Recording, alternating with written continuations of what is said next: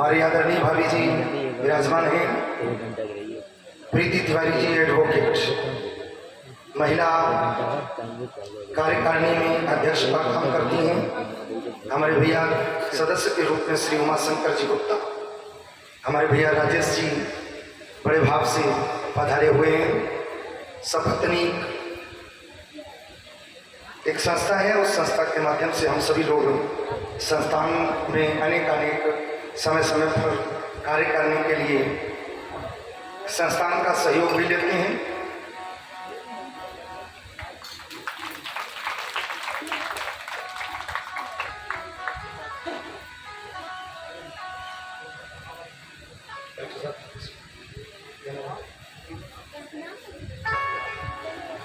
हमारा बेटा ये छोटा सा गणेश बड़े भाव से व्यासपीठ पर पुष्प माल्यार्पण किया। भगवान सद्बुद्धि प्रदान करें गणेश जी को।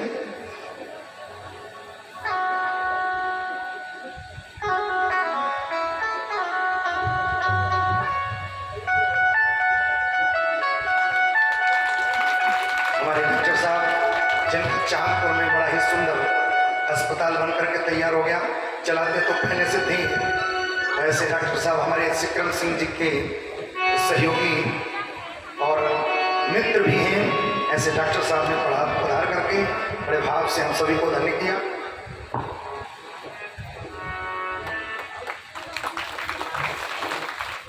बोले वृंदावन बिहारी लाल की।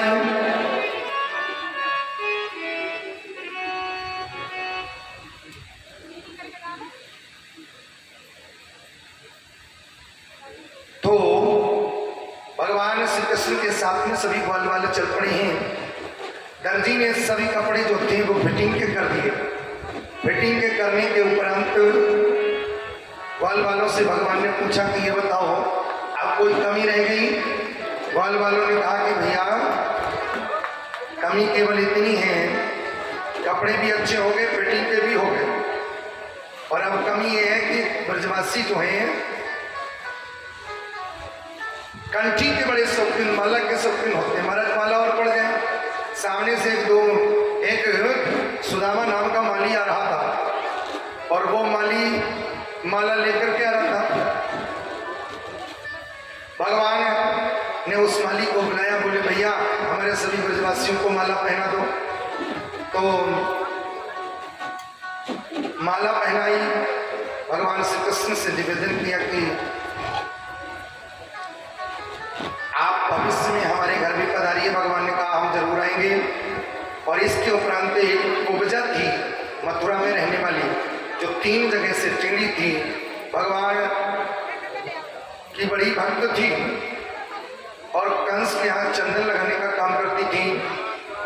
ब्रजवासियों से पूछा कि भाई ये बताओ कमी कोई? बोले महाराज कपड़े भी अच्छे, फिटिंग के भी हो गए और माला भी पहन ली, अगर माथे पर चंदन और लग जाए तो क्या कहना? तो भगवान ने उसको बुलाया, हरी सुंदरी आओ। सुंदरी करके भगवान ने संबोधन किया, उसको बुला करके चंदन लगाया। चंदन लगा करके भगवान ने उसको भी बड़े भाव से उसके 3 जगह का कोबड़ ठीक कर दिया और भगवान आगे चले हैं। मथुरा में चलने के बाद सभी मथुरा के वासी भगवान की ओर देख रहे हैं और देखते देखते सभी के मन में एक हृदय में अभिलाषा जागृत हुई। अभिलाषा ये जागृत हुई कि हे प्रभु, मेरे जीवन के जितने भी पुण्य हैं उन सभी जीवन के पुण्यों का फल मुझे इतना दे दो कि कंस की बुद्धि बदल जाए, इन दोनों बालकों को न मार करके और इन पर कृपा बरसाने लगे, प्रेम करने लगे, बस इनकी बुद्धि बदल जाए कंस की बस। और चलते चलते आज सबसे पहले जैसे ही मथुरा की वीथियों में भगवान आज प्रवेश किए, तो प्रवेश करने के उपरांत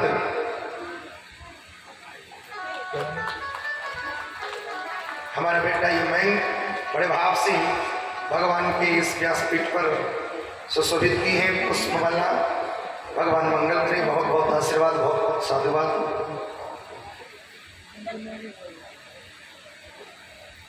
और जो भी मथुरा का वासी है वो उन दोनों कृष्ण और बलराम को देख करके बस केवल देखता है तो टकटकी लगा करके देखता ही रह जाता है, क्योंकि कर्ष्यति इति कृष्ण, जो भगवान कृष्ण को देखे वो भगवान की तरफ खींचता हुआ चला जाए।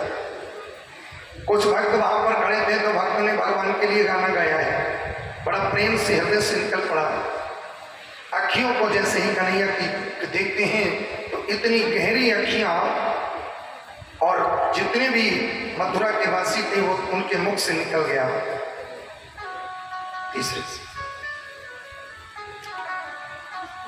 तेरी अखियां है जा तू भरी बिहारी में तो कब से खड़ी तेरे।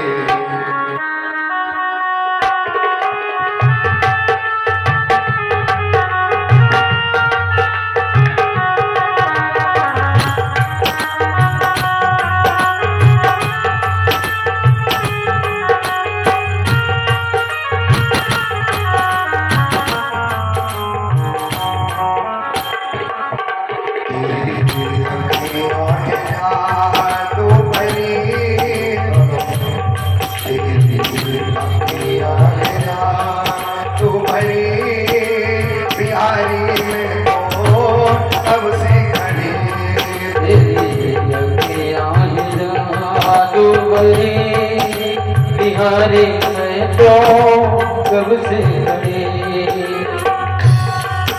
हमारे परीक्षित गुप्ता जी अपने सुपुत्र के सहित बड़े भाव से व्यास जी को संबोधित किए। भगवान मंगल करे।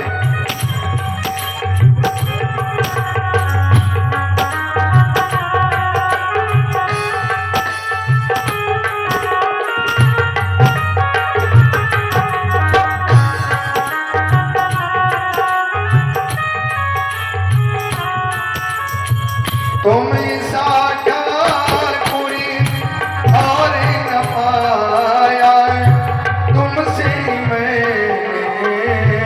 नेह लगाया। और सबसे पहले मैं चाहूंगा आदरणीय दुबे जी की पत्नी मंच पर आ जाए।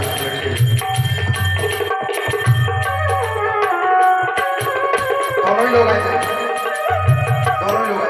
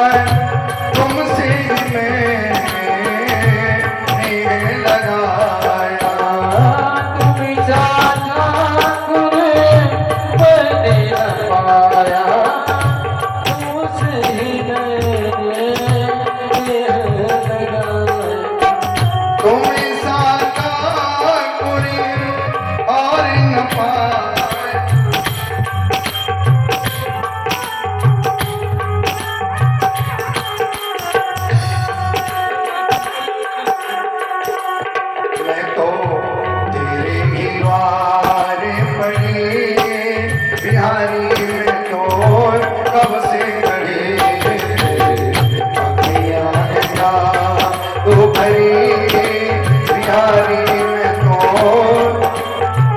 कब से खड़ी।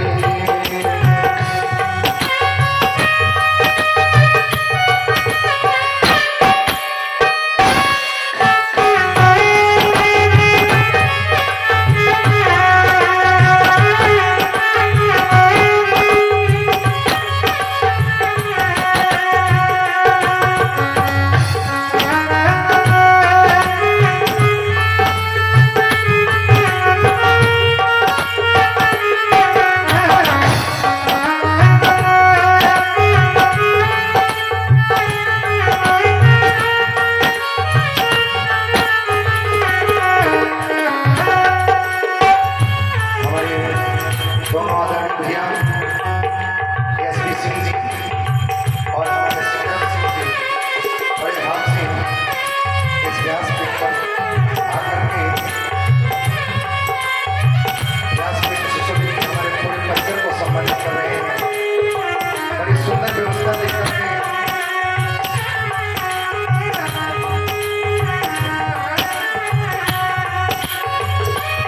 भगवान ने दोनों की मां पर बड़ी कृपा कर रहे हैं। सब व्यासपीठ से बहुत बहुत साधुवाद आशीर्वाद।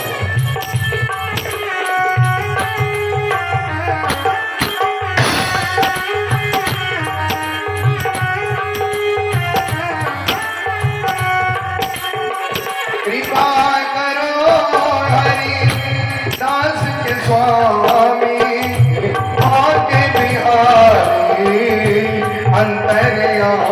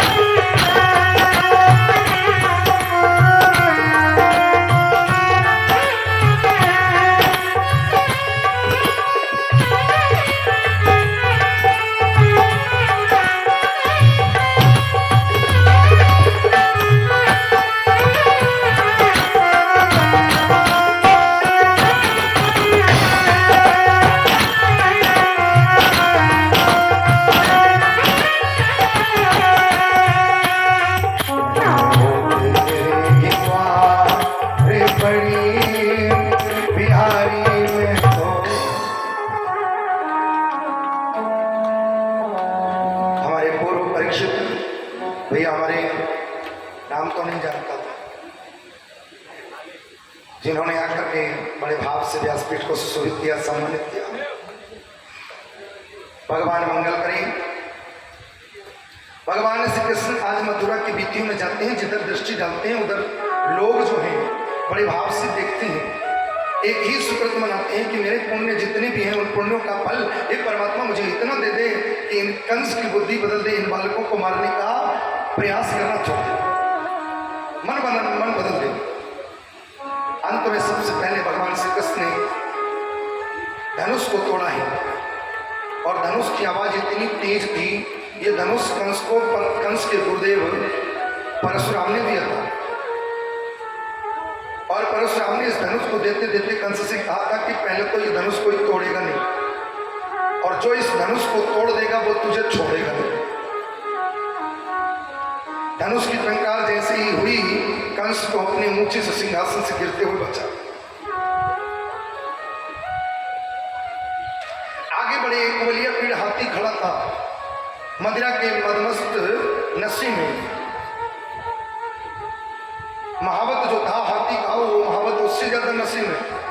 कन्हैया ने जाकर के उससे कहा, मामा जी जरा इस हाथी को किनारे कर लो। तो बड़ा चिल्लाया, हे वाले, इतने पहाड़ जैसे राक्षस गए और मार दिए, और तुझसे ये छोटा सा हाथी नहीं, अगर अंदर जाना है तो खुद अपने आप हटा ले।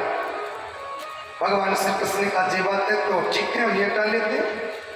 हाथी के दांतों को एक एक पकड़ करके कृष्ण बलराम ने झटका लगा करके उखाड़ा, और हाथी के दांतों से ही हाथी का प्राणांत कर दिया।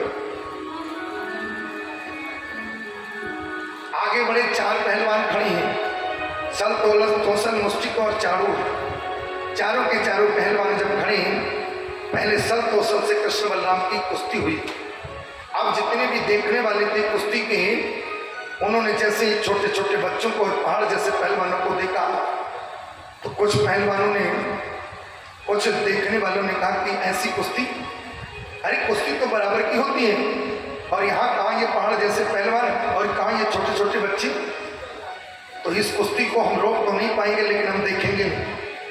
उठ करके चले जाते हैं। कुश्ती शुरू हुई, और भगवान श्री कृष्ण ने उसी समय दोनों को एकदम देखते देखते दोनों पहलवानों को मूर्छित कर दिया, मार दिया। और दोनों का उद्धार करने के बाद तो कंस बड़बड़ाने लगा, मुष्टिक चाड़ू से कहने लगा, चिल्लाता हो, ए मुष्टिक, ए चाड़ू, तुमसे ये छोटे छोटे बच्चे नहीं संभाले जाते, जल्दी खत्म करो इनको। और उसी समय मुष्टिक चाड़ू से कुश्ती हुई। लीला में ही कन्हैया और कृष्ण बलराम ने दोनों को उद्धार करके छोड़ दिया।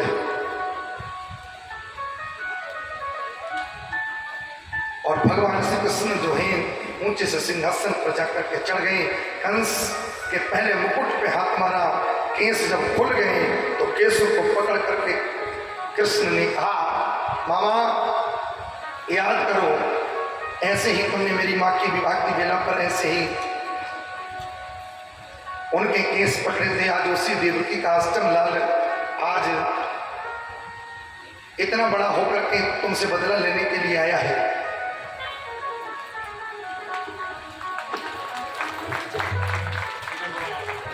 हमारे भैया सुजन कुमार जी यादव बड़े भाव से मुद्राओं की माला पहनाए, व्यासपीठ सुशोभित की, भगवान मंगल करें। आइए, हमारे प्रिंसिपल साहब भी पधारे बड़े भाव से, सैनिक कॉलोनी से। लगभग जो है जैसा समय होता है हर कथा में ये भी जाते हैं। कोई ही कथा हो जिसमें जब से हमारा परिचय हुआ, शायद ही कोई कथा हो जो छोड़ी हो, जहाँ से जिस इस कथा से जिन लोगों से प्रेम बंधन हो जाता है, वो ऐसी कोई जगह नहीं है वो अपना स्नेह देने के लिए नहीं जाते। ऐसे हमारे सुखवासी लाल जी बड़े ही धार्मिक व्यक्ति रहे, और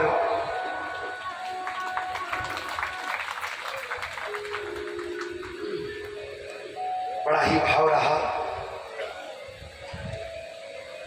और भक्त को जो भक्त जैसा कोई देखने को मिलता है तो बड़ा आनंद आता है। मैं चाहूंगा सुखवासी लाल जी के लिए एक बार ताली बजाते हैं आप। इतना सब कुछ होने के बाद में भी, अच्छा खासा पद होने के बाद में, पद मिलने के बाद अगर कोई विनम्र हो जाए ये बहुत बड़ी बात है? कौन होता है? बोलिए वृंदावन बिहारी लाल की। आज भगवान श्री कृष्ण ने कंस को ऊंचे से सिंहासन से धक्का दे दिया। आधे प्राण को कंस के ऊंचे से सिंहासन से गिरने के पश्चात ही चले गए, लेकिन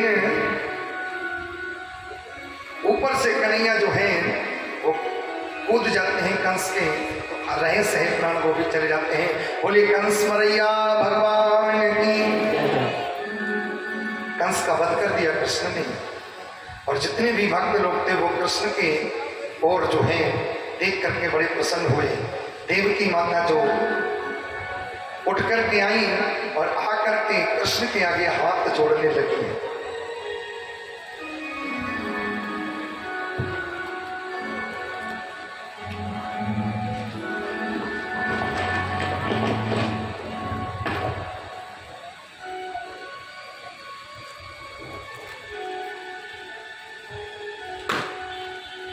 बोली राधा कृष्ण भगवान की।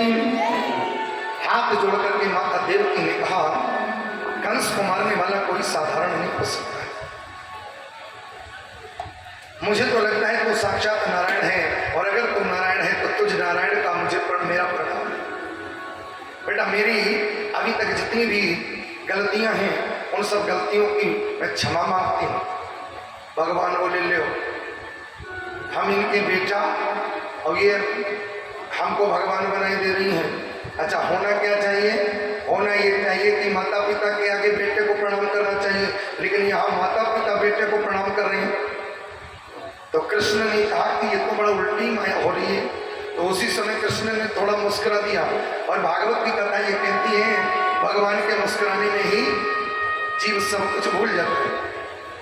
जैसे ही कृष्ण मुस्कुराए, देवकी वसुदेव के आगे माया का पर्दा भगवान ने डाल दिया, और माया का पर्दा डालने के बाद में आज तुरंत ही क्या करते हैं, अब भगवान देवकी वसुदेव के आगे हाथ जोड़े खड़े। माँ आज मैं 11 वर्ष 56 दिन का हो गया हूं, और मुझे तुम कहती हो कि मुझसे गलती, पुत्र का ये कर्तव्य होता है कि अपने माता पिता की सेवा करना। हमसे कोई गलती हो गई हो तो मुझे क्षमा कर। और ले जा करके वसुदेव देवकी को कारागार से छुड़ाया, और उग्रसेन जी को छुड़ाया, उग्रसेन को राजगद्दी पर बिठाया, और स्वयं देखभाल करने के लिए मथुरा में रहने लगे। देवकी वसुदेव जी ने मन में विचार किया, पता नहीं नंद बाबा ने हमारे बालकों को उच्च शिक्षा की जनेऊ की व्यवस्था की या नहीं की, तो पहले लाओ इनके जनेऊ की व्यवस्था करें। तो भगवान कृष्ण का जनेऊ किया गया। फिर भगवान को पढ़ने के लिए व्यवस्था की गई। भागवत की कथा ये कहती है वो माता पिता अपनी संतान के दुश्मन हैं जिन माता पिता ने अपनी संतान की शिक्षा और संस्कार के लिए अच्छी सुदृढ़ व्यवस्था नहीं की। मैं नहीं कहता, भागवत जी कह रही है, माता शत्रु पिता पैरी इन बालो न पाठिता। वो माता पिता अपनी संतान के दुश्मन हैं। और भले ही मैं तो इस व्यासपीठ से एक बात और कहूंगा, हर व्यक्ति को, जय हो मिश्रा जी, हर व्यक्ति को ये चाहिए शिक्षा थोड़ी कम रह जाए चलेगी। मिश्रा जी आए हो,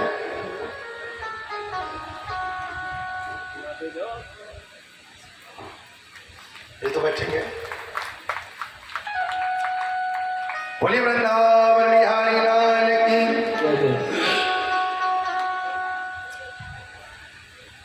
भले ही शिक्षा कम रह जाए चलेगी। और आजकल जिन जिन ने ज्यादा शिक्षा प्राप्त कर ली वे अपने धर्म के विरुद्ध ही खड़े हो गए। कई जगह देखने को मिलता है। पढ़ लिख करके सबसे पहले आदमी अपने धर्म को भूलता है। तो ऐसी शिक्षा से हमें क्या लाभ है बोलो? हमसे जो विपरीत धर्म है दुबे जी, हमने ऐसा देखा है कि वो चाहे इराक में हो, ईरान में हो, जितने भी कंट्री हैं दूसरे धर्म के, वो वहां से अपनी नौकरी छोड़ देते हैं भारत में अपने धर्म को बढ़ाने के लिए। और हम थोड़ी सी शिक्षा पा लेते हैं तो सबसे पहले ये भगवान ये सब ड्रामा है, हम नहीं मानते। तो ऐसी शिक्षा की क्या जरूरत है बोलो? शिक्षित करिए, लेकिन बस केवल इतना ध्यान रखिए कि व्यक्ति को अपने धर्म के प्रति जिस देश धर्म में जन्म लिया बलिदान उसी पर हो जाए, तब आनंद है। आज भगवान श्री कृष्ण पढ़ने के लिए गए। अब आप बताओ परमात्मा को पढ़ने की क्या जरूरत है? लेकिन इस ईश्वर ने आकर के इस दुनिया में हमें यह संदेश दिया, परमात्मा ने आकर के हमें यह संदेश दिया कि देखो इस दुनिया में आकर के हमें भी गुरु दर्शन की, गुरु के यहाँ जाने की आवश्यकता पड़ी है।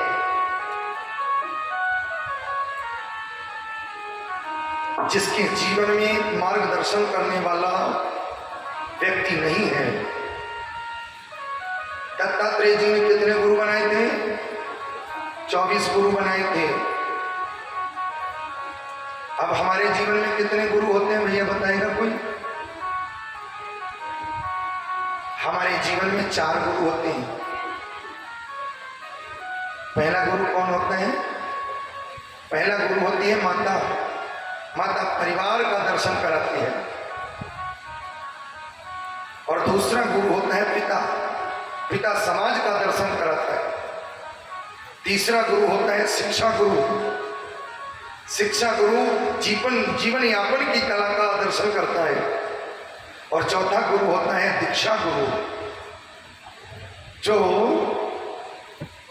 परमात्मा की प्राप्ति कराता है, हमारे कल्याण का मार्ग बताता है।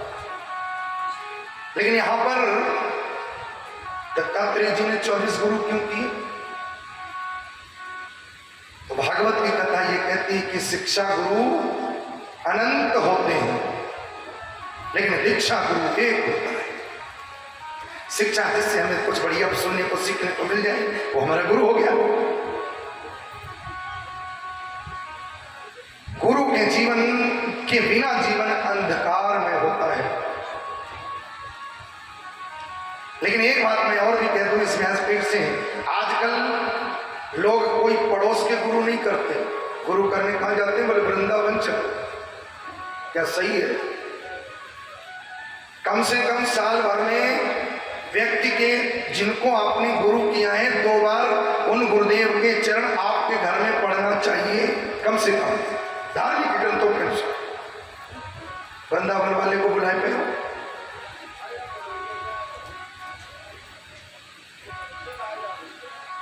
ऐसा गुरु करो जो हमारे किसी शुभ अवसर पर आकर के हमारे घर में पैर डाले। जब हमारी इच्छा हो तो हम उनसे मिलने हैं, जब हमारी इच्छा हो तो उन्हें घर पे बुला लें। ऐसा भी क्या है कि हम नहीं जा पा रहे हैं, साल भर में 2 बार तो आवश्यकता है कि कम से कम, और 2 बार नहीं तो कम से कम 1 बार अपने गुरु के चरण हमारे घर में। जिस घर में संत और गुरु के ब्राह्मण के कदम नहीं पड़ते, भागवत की कथा कहती है वो घर घर नहीं है। वो क्या है? प्याला ले दुमा भाई, सांप की बिल है, वो घर नहीं है।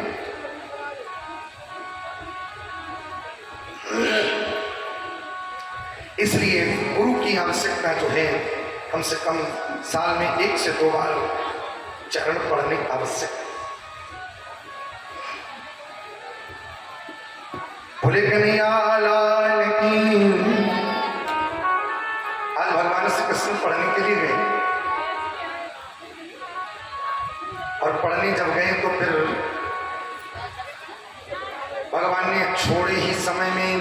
64 कलाएं और 32 विद्याओं का अध्ययन कर लिया है। लेकिन बाबा तुलसीदास से पूछा गया कि आप किसको पढ़ने के लिए भेज रहे हो?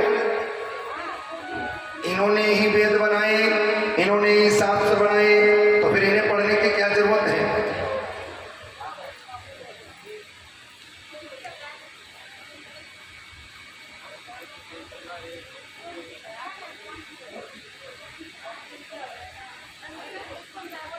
बोले वृंदावन बिहारी लाल की। आइए बड़े भाव से एक बार भगवान नाम संकीर्तन और उसके बाद आगे की कथा हम लोग सुनें।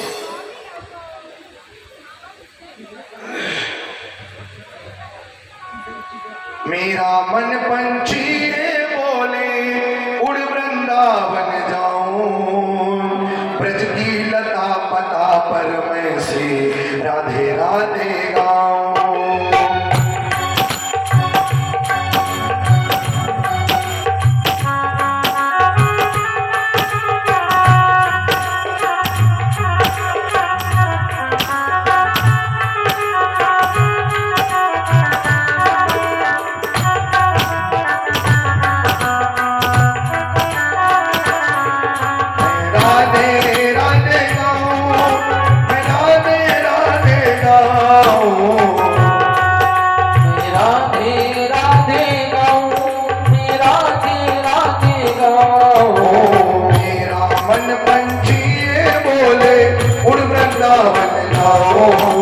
ब्रज की लता पता पर मैं से राधे राधे गाओ, मैं राधे राधे गाओ, मैं राधे राधे गाओ, राधे राधे गाओ, मैं राधे राधे गाओ।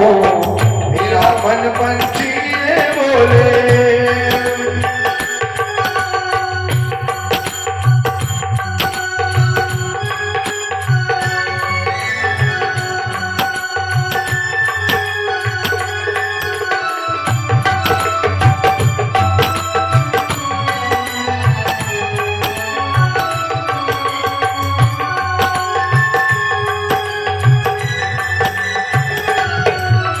वृंदावन की महिमा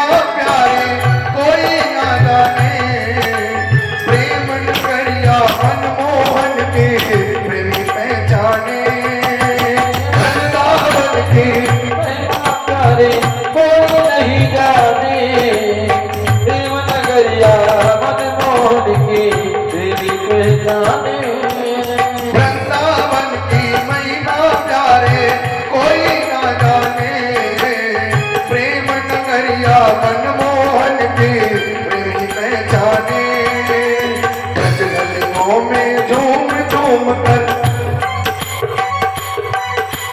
ब्रज गलियों में झूम झूम कर मन की तपन बुझाओ, ब्रज की लता पता पर मैं से राधे राधे गाओ, मैं राधे राधे गाओ, मैं राधे राधे गाओ।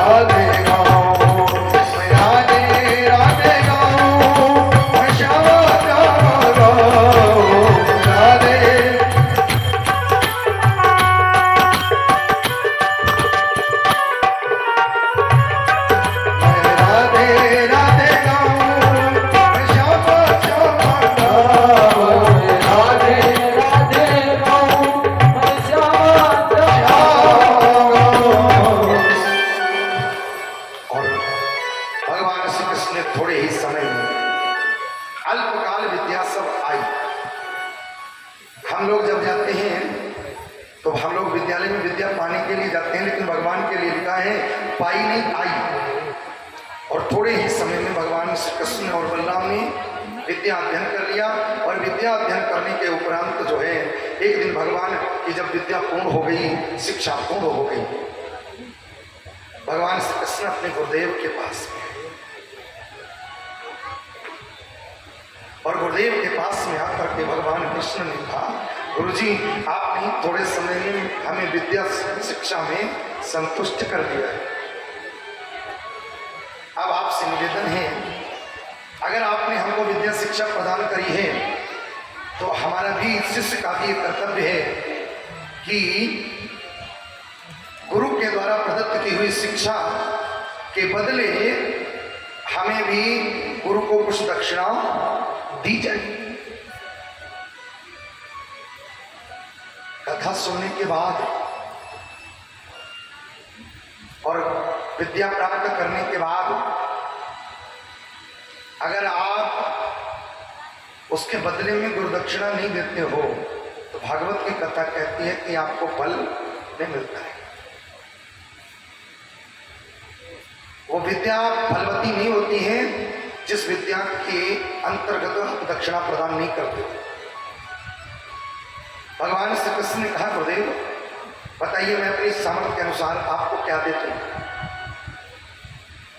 गुरुदेव ने कहा, कृष्ण हर शिष्य की एक अभिलाषा है, हर गुरु की एक अभिलाषा होती है कि जो भी उस गुरुदेव के द्वारा प्रदत्त शिक्षा है, शिष्य से बस एक ही कामना करता है, अपेक्षा रखता है। क्या? एक ही अपेक्षा रखता है कि मेरा शिष्य, जो मैंने शिष्य को जो शिक्षा दीक्षा दी है, वो शिक्षा निरंतर बढ़ती रहे, बढ़ाता रहे, बस यही गुरु की कामना होती है। इसलिए कृष्ण, मैं अपनी शिक्षा के बदले तुमसे कुछ दक्षिणा नहीं लूंगा, लेकिन अगर तुम्हें ये लगता हो तो जाओ, हमारी जो पत्नी है उन धर्म पत्नी से जाकर के पूछ लो, अपनी गुरु माता से, अगर वो कुछ मांगे तो उन्हें दे देना जाकर के। भगवान श्री कृष्ण आज गुरु माता के पास में आए। माता, गुरु जी ने तो कुछ मांगा नहीं, कुछ मांग लीजिए। अब हम अपने घर को जा रहे हैं, हमारी विद्या शिक्षा पूर्ण हो गई है।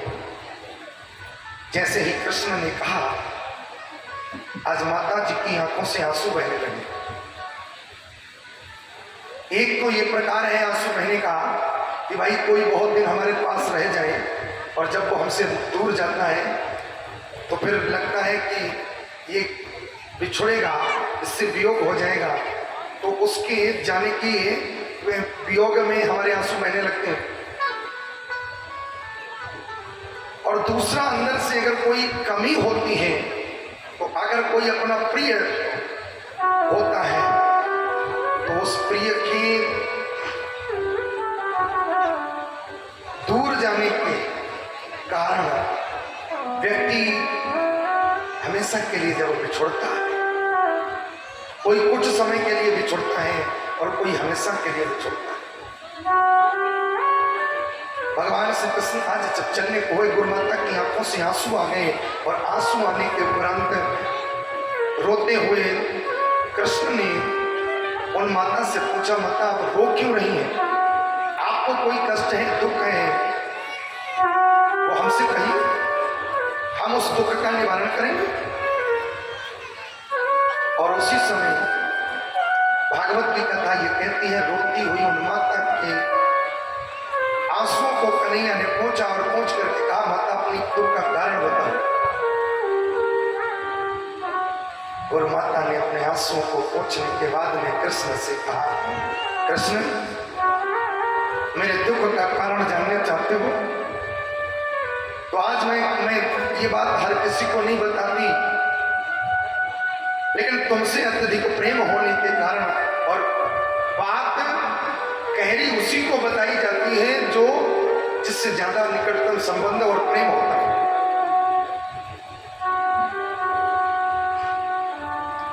भगवान श्री कृष्ण को मैया बताने लगी, कृष्ण जिस समय तुम इस विद्यालय में नहीं आए थे उस समय तुम्हारे जैसा ही मेरा एक पुत्र था, मेरा एक बेटा था। और जब तुम इस आश्रम में आए थे तो मैं अपने उस बेटे के वो एक दिन वो मेरा बेटा समुद्र के किनारे गया और आज तक वो लौट करके नहीं आता है।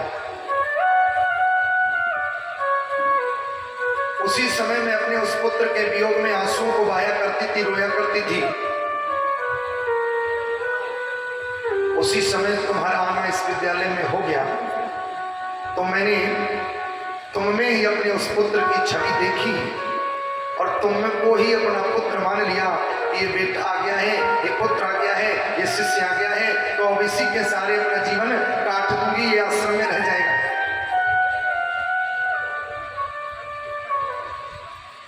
लेकिन आज जब मैं तुम्हारे सहारे अपना जीवन जी रही थी, काट रही थी, अपने पुत्र की याद भूल गई थी, लेकिन आज जब तुम हाथ जोड़ करके मुझसे कह रहे हो कि माता अब मैं चलता हूं, तो कृष्ण मेरा दुख फिर वही बढ़ गया है।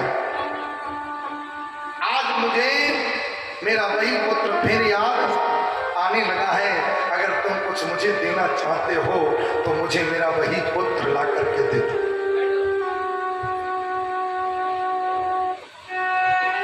मेरा पुत्र मुझे ला करके दे दो बस। और भगवान श्री कृष्ण ने उसी समय माता से जो आज्ञा कहा,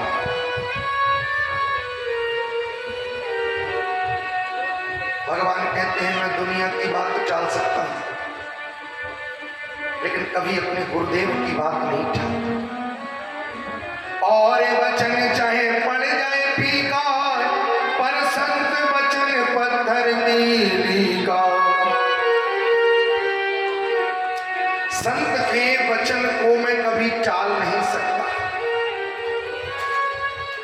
और जो आज्ञा कहकर के गुरु माता के वचन को पूरा करने के लिए, दुख को दूर करने के लिए भगवान श्री कृष्ण और बलराम आज चल दिए, समुद्र के किनारे आए।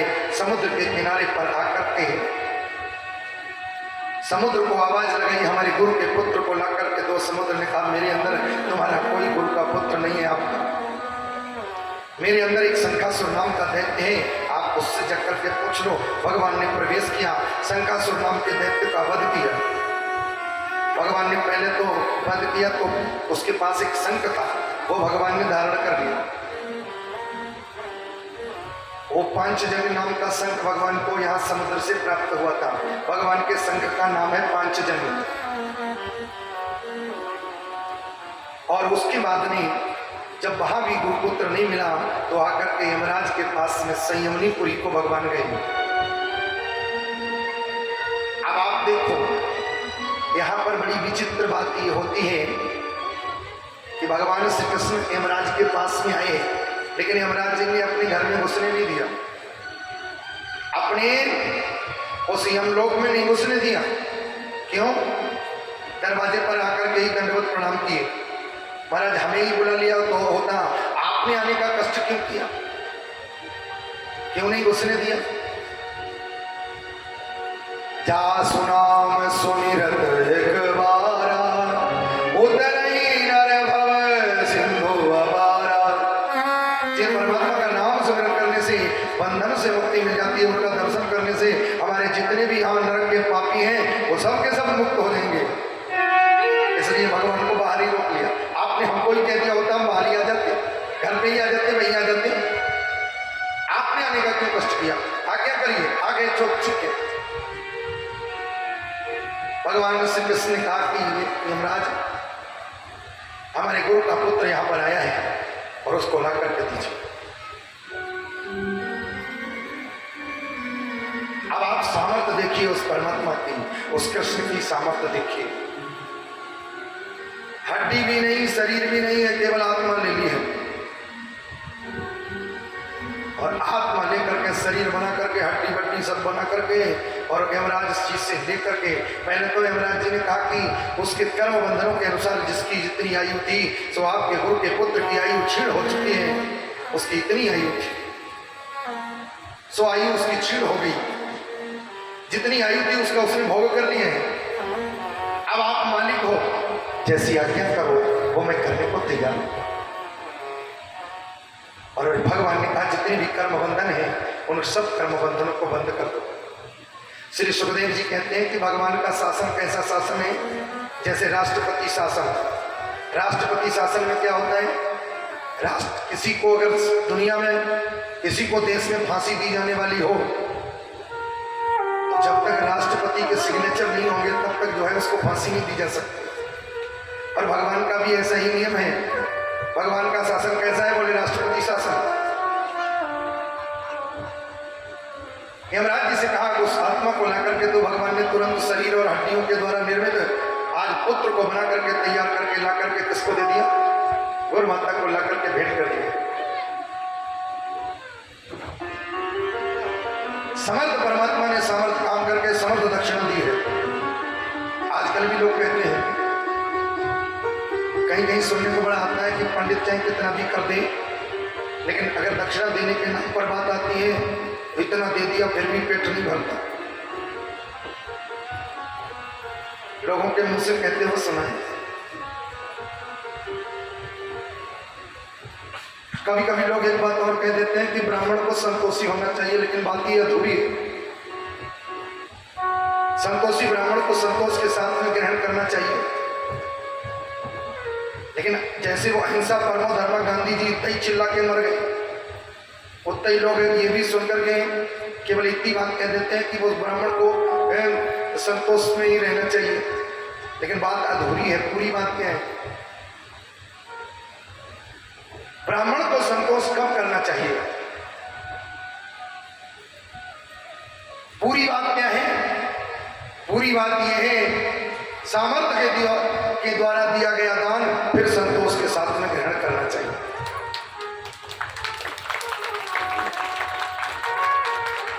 सामर्थ्य के अनुसार।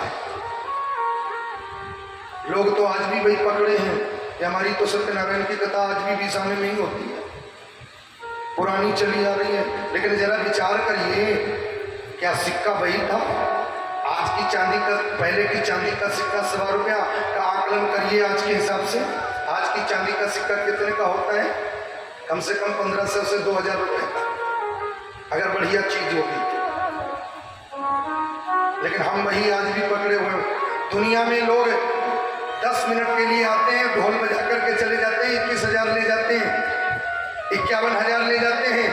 ब्राह्मण रात भर मेहनत करता है, वेद मंत्र पढ़ता है, आपके जीवन की खुशी की कामना के लिए आशीर्वाद देता है, और 1100 में छाती फटती है दिन। और वो 10 मिनट के लिए आते हैं, केवल 10 मिनट के लिए आते हैं। रात भर बेचारा ब्राह्मण मंत्र पढ़ने वाला, आशीर्वाद देने वाला। और एक बात बताएं, डॉक्टर हमेशा क्या चाहता है कि ज्यादा से ज्यादा बीमार हो, हमारा क्लिनिक भरा रहे। सिपाही, दरोगा, पुलिस यही चाहती है जितने ज्यादा से ज्यादा झगड़े हो, खूब मिले।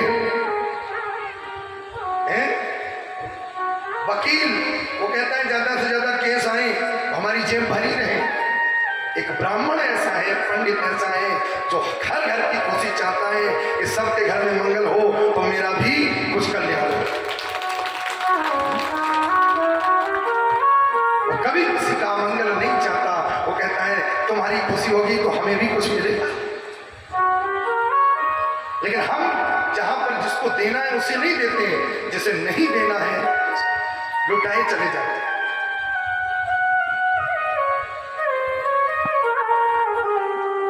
सामर्थ्य के द्वारा दिया गया दान फिर संतोष के साथ में ग्रहण करना ब्राह्मण का कर्तव्य है। तब न करे तो अलग बात है।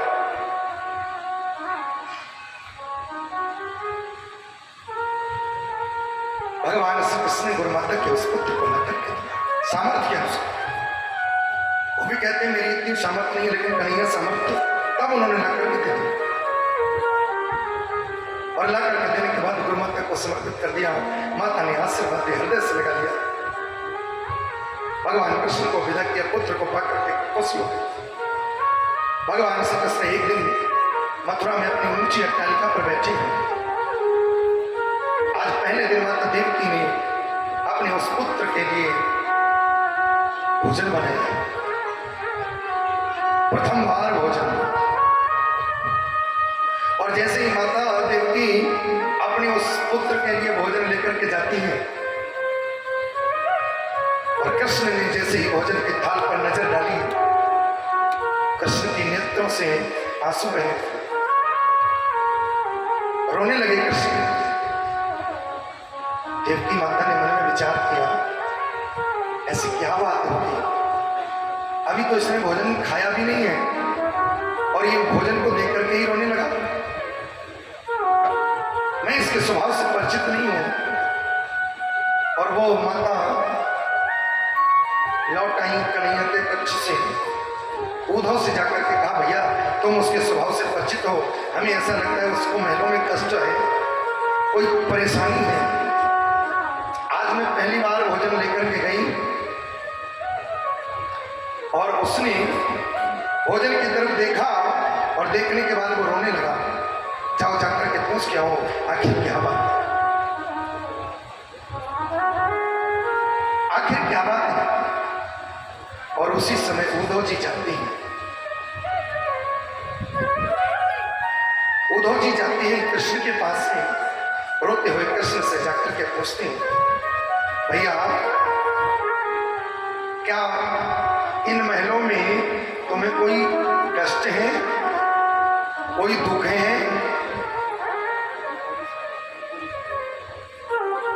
कोई दुख है? उद्धव ने जैसे ही कृष्ण से पूछा, उद्धव की तरफ देख करके कृष्ण कहने लगे, मुझे यहां कोई कष्ट नहीं है, मुझे यहां कोई कष्ट नहीं है।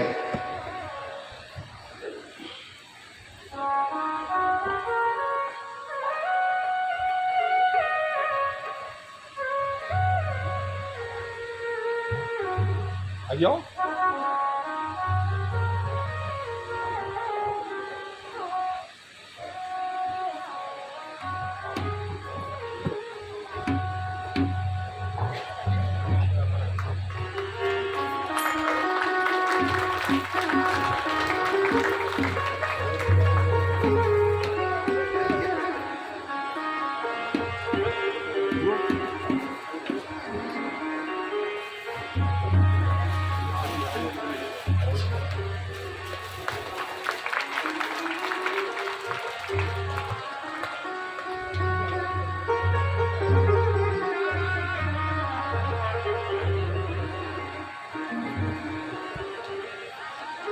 निरंजन भैया की जय हो।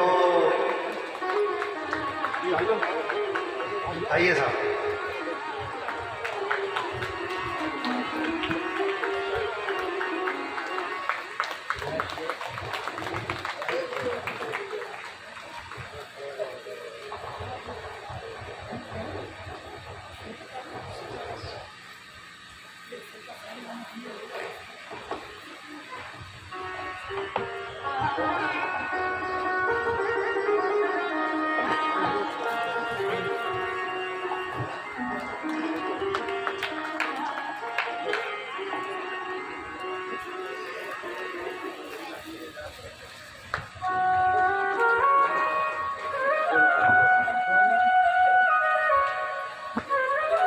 हमारे भैया राजेंद्र जी यादव अपने पुत्र और पौत्र के साथ बड़े भाव से व्यासपीठ को सुशोभित किए और शायद ठाकुर जी ने चाहा तो 1 साल के भीतर या 6 महीने के भीतर ये ज्ञान गंगा हमारे आदरणीय यादव जी के सानिध्य में 7 दिन तक पुनः बहुत जल्दी प्रवाहित होगी।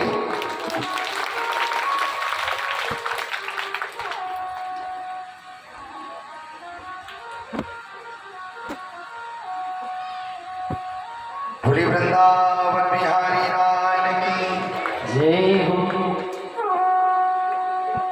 जय।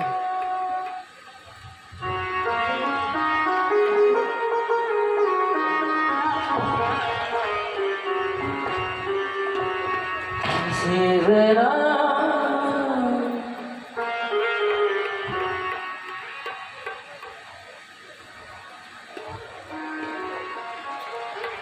ठाकुर जी के मंच को कोटि कोटि प्रणाम करते हैं।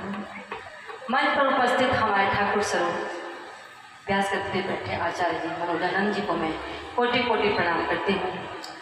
इस कथा भागवत कथा के आयोजक संयोजक सभी को मेरी बहुत बहुत शुभकामनाएं बधाई, क्योंकि उनके इस पवित्र कार्य से आज की ये भूमि और हम सभी लोग धन्य धन्य हो रहे हैं। भगवान से कामना करती हूँ कि हमारे जो व्यास गद्दी पे बैठे हैं मनोज भैया, प्रभु उनकी वाणी को दीर्घायु दे, ऐसे ही वो अमृत वर्षा यहाँ पर करते रहें और हर फरकावत की हर भूमि को वृंदावन मथुरा बनाते रहें। मैं आप सभी लोगों से एक बार प्रार्थना करती हूँ कि जोरदार तालियां बजा के हमारे भैया को आशीर्वाद दें।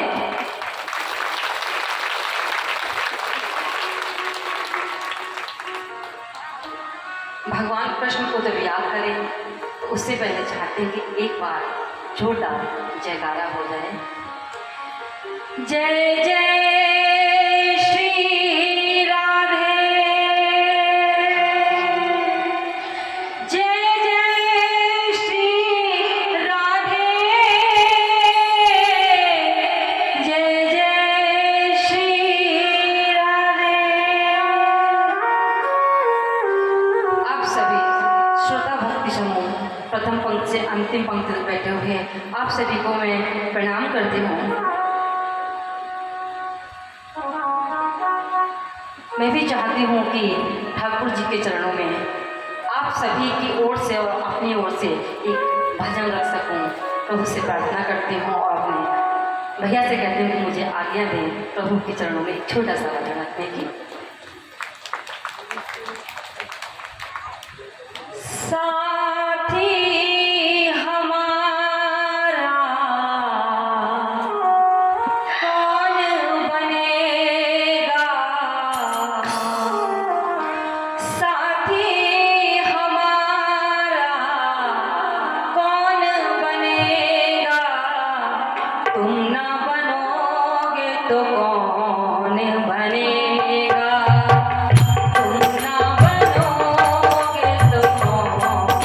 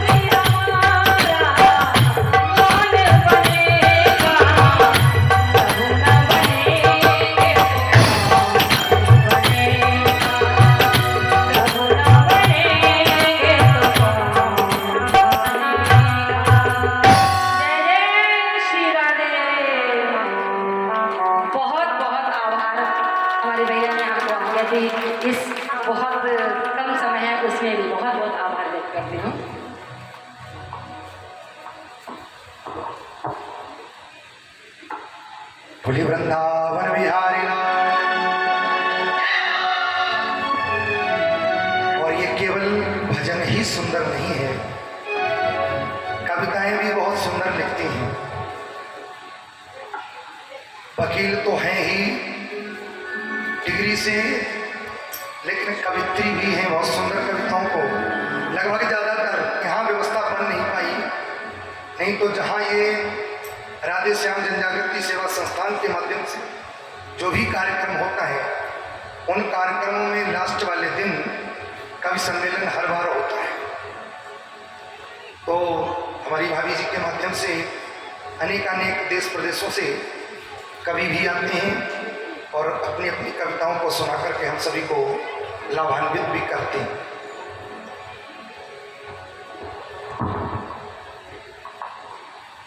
हमारी सुमन दीदी यहाँ पर आज हुई हैं, हम उनका भी स्वागत करना चाहते हैं। आप लोग जोरदार तालियों से हमारी बड़ी बहन का स्वागत करें। ये एक ऐसी बड़ी बहन है, ऐसी दीदी है जो हर सुख दुख के दौर पर खड़ी रहती हैं और सबके स्वागत के लिए आगे बढ़ती हैं। एक बार जोरदार तालियों से उनका स्वागत करें।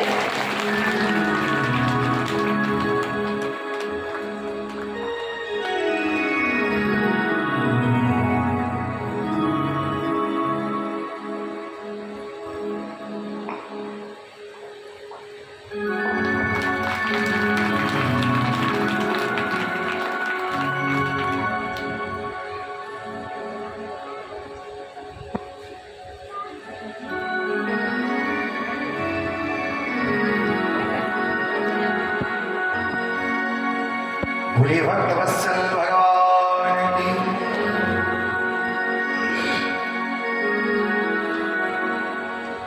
भगवान श्री कृष्ण ने रोते हुए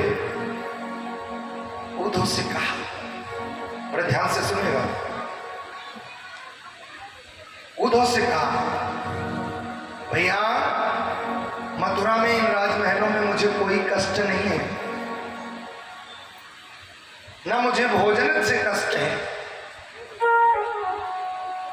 लेकिन आज मेरी माता देवकी ने प्रथम बार मुझे भोजन बना करके दिया। भोजन में भी कोई कमी नहीं है, लेकिन भोजन की थाल में एक वस्तु ऐसी रखी है जिस वस्तु को देख करके मुझे मेरी मैया जसोदा की याद आने लगी। कौन सी वस्तु है? मक्खन। आज मुझे मेरी मैया जसोदा की याद आने लगी है। हे उद्धव, इतने दिन हो गए, मैं परसों का वायदा करके आया हूं, आज वर्षों बीत गए हैं। मैंने कहा था कि मैं परसों आ जाऊंगा, मेरी मैया, मेरे ग्वाल, मेरी गोपी पता नहीं मेरे वियोग में कैसे रह रहे होंगे।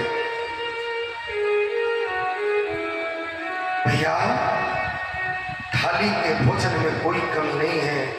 मक्खन को देख करके आज मुझे अपने वो व्रज के लोग याद आ रहे हैं जो मेरा मक्खन का भोग लगाया।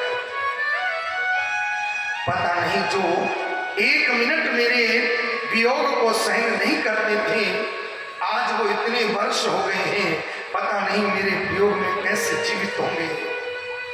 भाई उद्धव, अगर तुम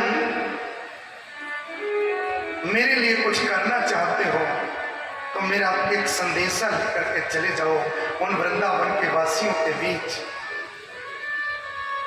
मैं तुमसे इतना निवेदन करता हूं, बस एक संदेशा लेकर के चले जाओ, और नहीं तो मैं मेरा रोना कोई बंद नहीं कर सकता है।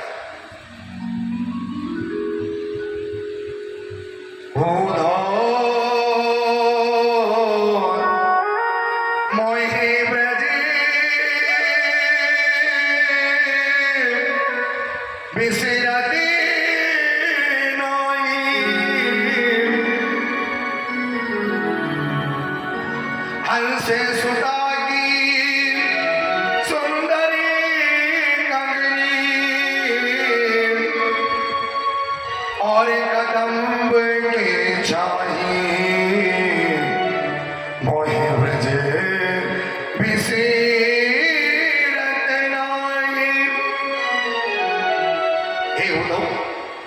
मुझे वृंदावन की याद आ गई। अगर तुम मेरे लिए कुछ करना चाहते हो तो चले जाओ वृंदावन और मेरा संदेशा, मेरा समाचार उन गोपियों को सुनाओ। मेरी नंद यशोदा को थोड़ा धैर्य धीरज बनाओ। जब मैं उनके वियोग में इतने नेत्र इतने आंसू बहा रहा हूं तो वो मेरे बिना कैसे जी रहे हो? थोड़ा उन्हें धैर्य बताओ, थोड़ा इनको संदेशा मेरा दो। रे उधो उधो वृंदावन जइयो, जाए के मैया से कहियो। अगर तुम जितना याद करती हो उससे दूना वो कृष्ण तुम्हें याद करता। रे उधो उधो वृंदावन जइयो, जाए के मैया से कहियो। याद करते तोहे सावरो, उधो उधो वृंदावन जइयो।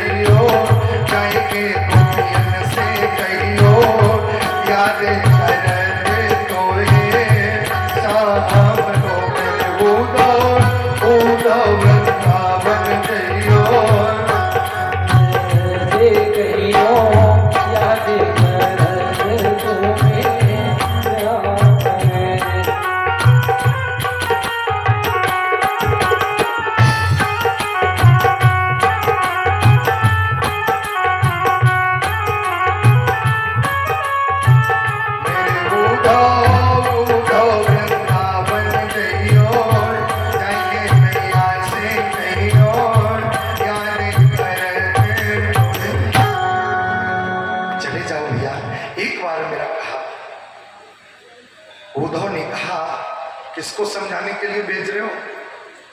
अरे उन गोपियों के आगे जब मैं वेद वेदांत की भाषा बोलूंगा, चाहत और अचाहत शब्दों का प्रयोग करूंगा, तो वो गोपियां मेरे उस दिव्य ज्ञान का क्या अर्थ निकालेंगी?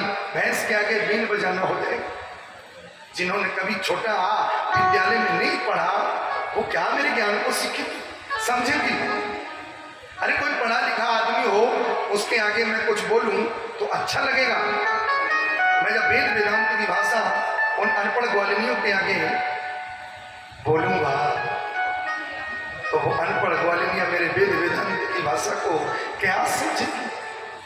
इसलिए भैया मैं तो नहीं जाने वाला, क्षमा करें। कृष्ण ने कहा, विचार कर लो, एक बार मेरी बात मान लो।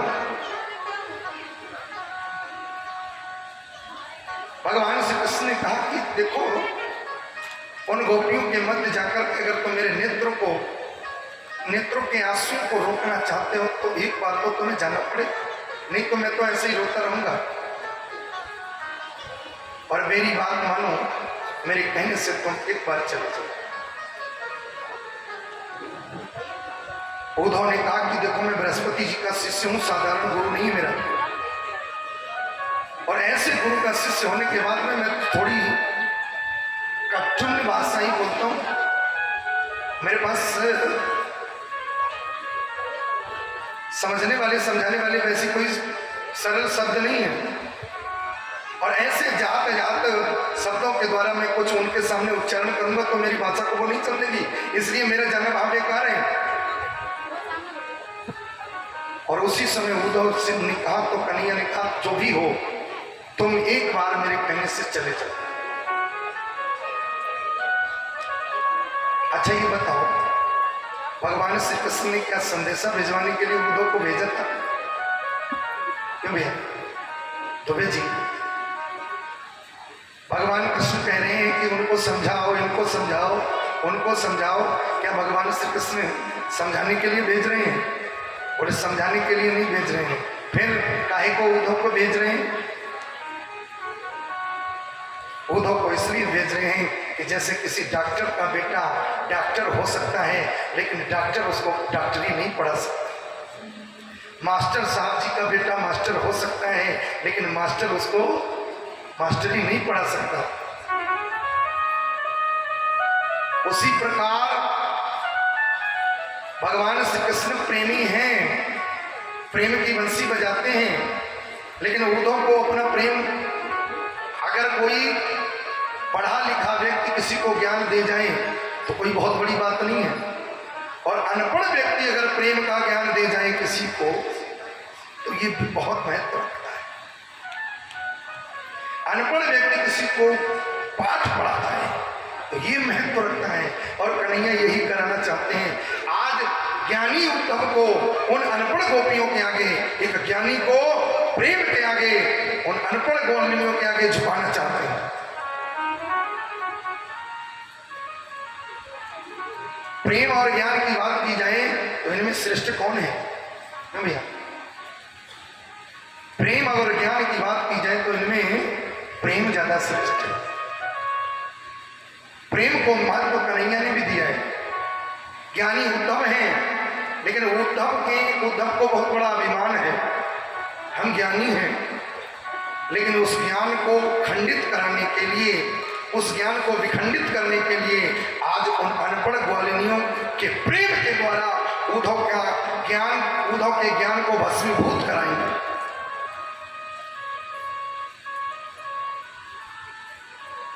ज्ञान को भस्मीभूत कराने के लिए आज उद्धव को भेज रहे हैं उन ग्वालिनियों के पास। और भगवान कृष्ण ने कहा कि जाओ जाओ तो सही। जब ज्यादा कन्हैया ने कहा तो उद्धव ने कहा देखो भाई मैं जा तो रहा हूं, जबरदस्ती कह रहे हो चला तो जाऊंगा, वैसे मेरी कोई इच्छा है नहीं, लेकिन अगर तुम जबरदस्ती मुझको भेज रहे हो तो सुन लो, एक बात मैं भी कह देता हूं, 1 घंटे से ज्यादा नहीं रुक पाऊंगा वापस। भगवान श्री कृष्ण ने कहा कि अरे ये तो बात की बात है, ये बाद में पता चलेगा कि 1 दिन रुकोगे कि 1 महीने की 1 साल रुकोगे, ये बात की बात है। आप आधे घंटे के लिए जाओ, लेकिन जाओ तो सही। और ऐसा कहकर के उद्धव ने एक बहुत बड़ी बात और कन्हैया से कह दी।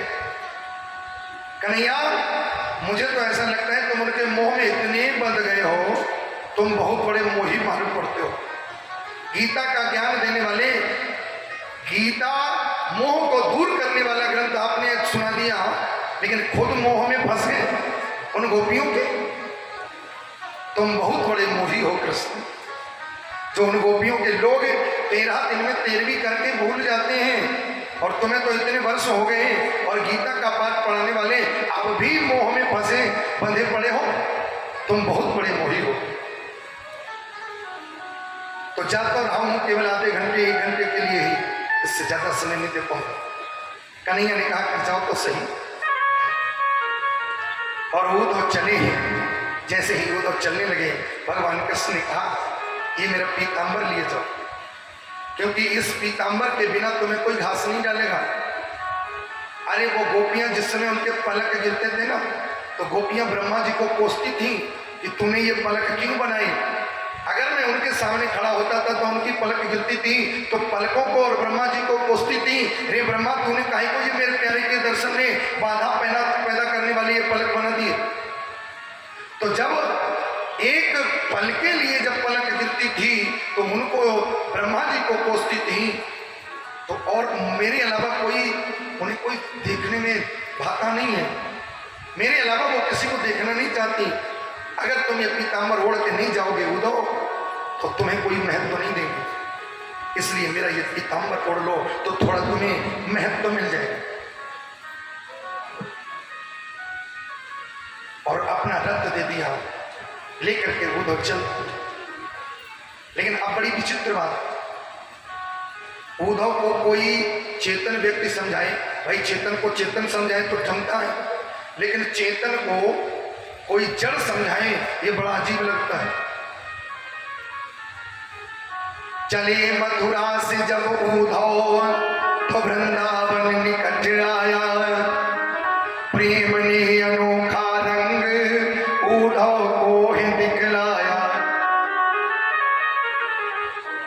बिटप झुक झुक के कहते थे इधर आओ। वृक्ष क्या है? जड़, और जड़ कह रहे हैं उद्धव, चेतन उद्धव से। बिटप झुक झुक के कहते थे इधर आओ, इधर आओ। अरे जिनको तुम समझाने के लिए जा रहे हो उन्हें क्या समझाओगे, पहले तुम हमसे समझ लो उन्हें क्या समझाए।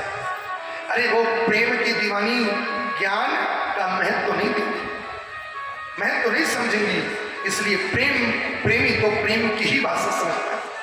तो वो प्रेम की भाषा हम तुम्हें पहले समझाएंगे, तुम हमसे समझ के जाओ। बेटा पे झुक झुक के कहते थे इधर आओ, इधर आओ। पपिया पूछता था प्रिय कहाँ है, ये तो बतलाओ। एक जगह उद्धव का जो पीतांबर था तो वो कांटे में उलझ गया। कवि ने वर्णन किया, उलझ वस्त्रों में कांटे लगे उद्धव को समझाने। कांटों से आवाज आती है, सूखे कांटे, और वो कांटे कहते हैं उलझ वस्त्रों में कांटे लगे उद्धव को समझाने। किनको समझाने के लिए जा रहे हो? अरे जिनको जो कुछ समझाने के लिए तुम अपने ज्ञान के द्वारा जा रहे हो, पहले समझ तो लो उन्हें समझाना क्या है। उलझ वस्त्रों में कांटे लगे उद्धव को समझाने, तुम्हारा ज्ञान पर्दा फाड़ देंगे ये प्रेम दीवाने। क्योंकि है प्रेम जगत में सार और कुछ सार नहीं।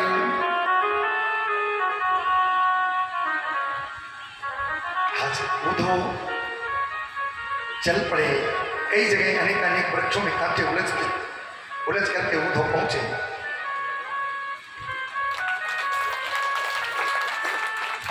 हमारे आचार्य जी बड़े भाव से व्यासपीठ पर आए, सुशोभित किए व्यासपीठ को। भगवान मंगल करें, ऐसा भाव इस व्यासपीठ से।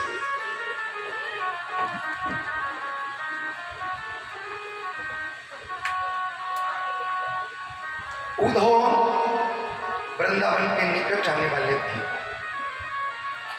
लेकिन एक विचित्र बात ये थी भैया, क्या जब से कृष्ण मथुरा आए हैं वो दिन और आज का दिन ऐसा कोई दिन नहीं गया जिस दिन वृंदावन की दूरी पर आकर के जितने भी उद्धव के, जितने भी कृष्ण के सखा थे, वो सब के सब आकर के इंतजार नहीं करते थे, क्योंकि कृष्ण परसों की कह करके गए थे। मन में विचार करते हैं आज आएगा मेरे कृष्ण, आज मेरा कृष्ण है।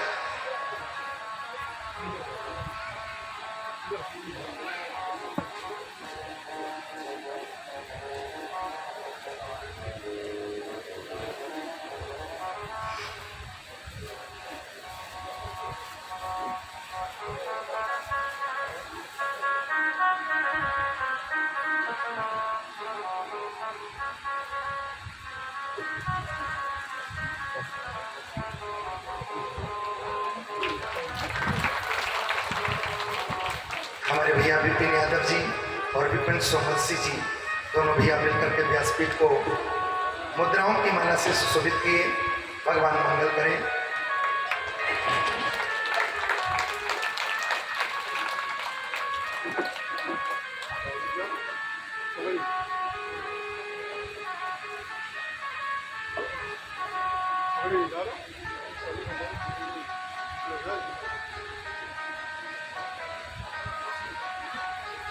तेरी रहमतों का दरिया सरियाम चल रहा है।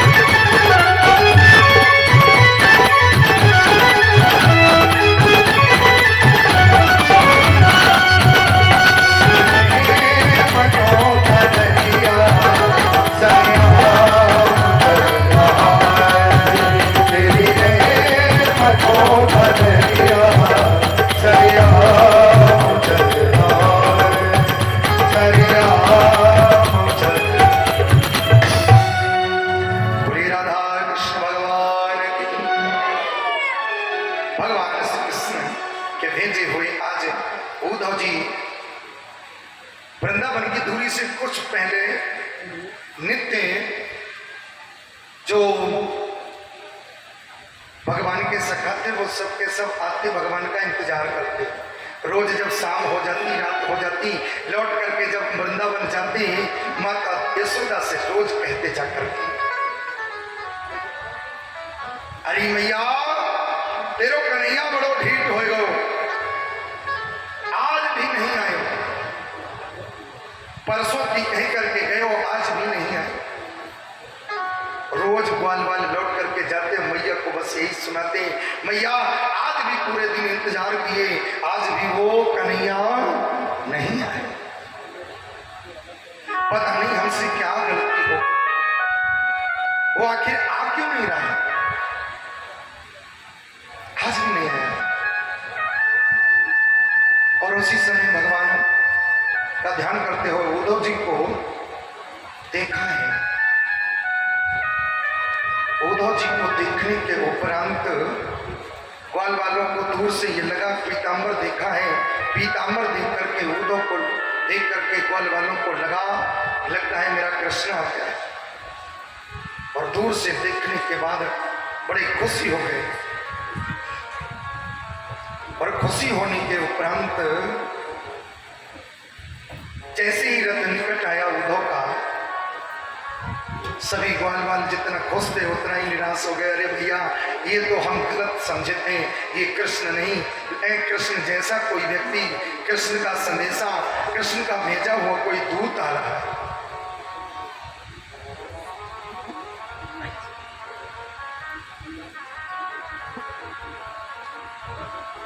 हमारे भैया राकेश जी के बहनोई साहब मिश्रा जी बड़े भाव से पधारे।